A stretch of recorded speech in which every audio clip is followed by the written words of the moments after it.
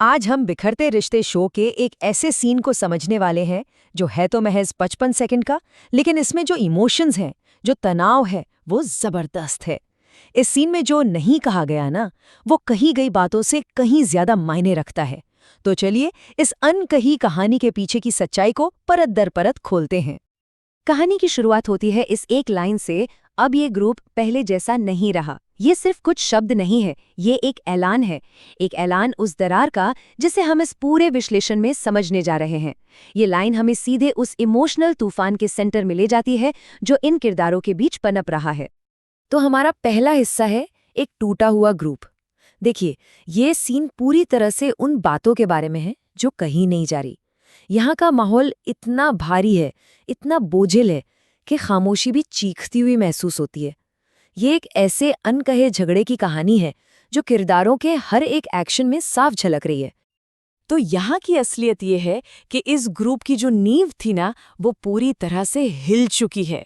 और ये जो बिखराव है, ये कोई ऊपरी तनाव नहीं है, ये तो एक अंदरूनी जलजला है।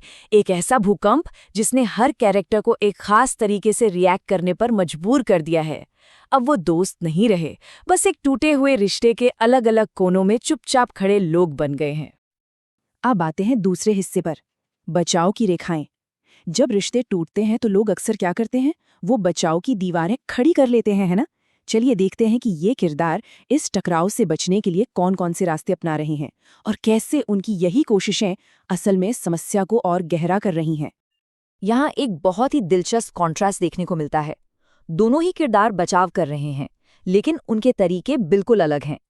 एक तरफ चिन्नी है जो एक्टिवली कैरी को अवॉइड कर रही है, ये एक फिजिकल दूरी है। वहीं दूसरी तरफ कैरी है जो पैसिव डिफेंस पर है।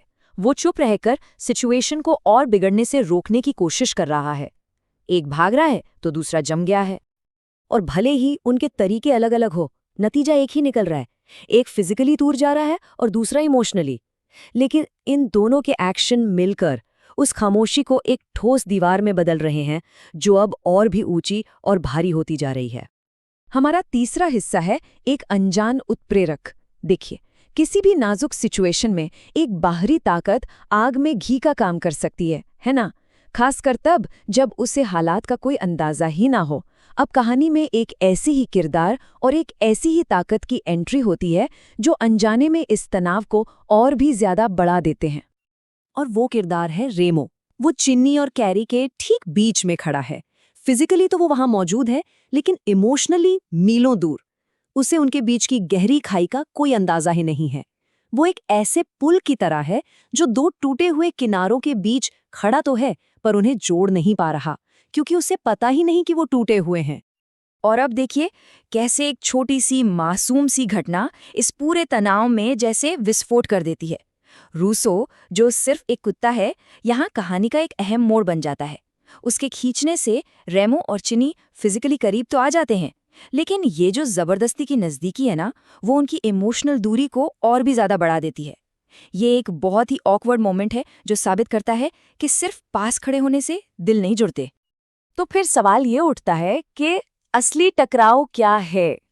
ये सवाल हमें किरदारों के बाहरी एक्शन से हटाकर उनके अंदर चल रहे असली संघर्ष की ओर ले जाता है, क्योंकि असली लड़ाई बाहर नहीं, किरदारों के मन के भीतर लड़ी जा रही है। और अब हम आते हैं इस विश्लेषण के सबसे गहरे और आखिरी हिस्से पर, खामोशी का बोझ। यहाँ हम कैरी के अंदर चल रही उस उथल-पुथल को समझेंगे जो इस पूरे सीन का इमोशनल सेंटर है। कैरी का जो संघर्ष है वो किसी और से नहीं, बल्कि उस भारी दम घोटने वाले माहौल से है। वो इस डर से चुप है कि उसकी एक आवाज़ इस कांच के बने रिश्ते को पूरी तरह तोड़ देगी।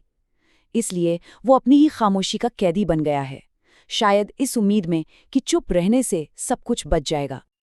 यहाँ एक बहुत ही गहरा साइकोलॉजिकल कॉन्सेप्ट काम कर रहा है, इमोशनल ट्रूथ, यानी भावनात्मक सत्य।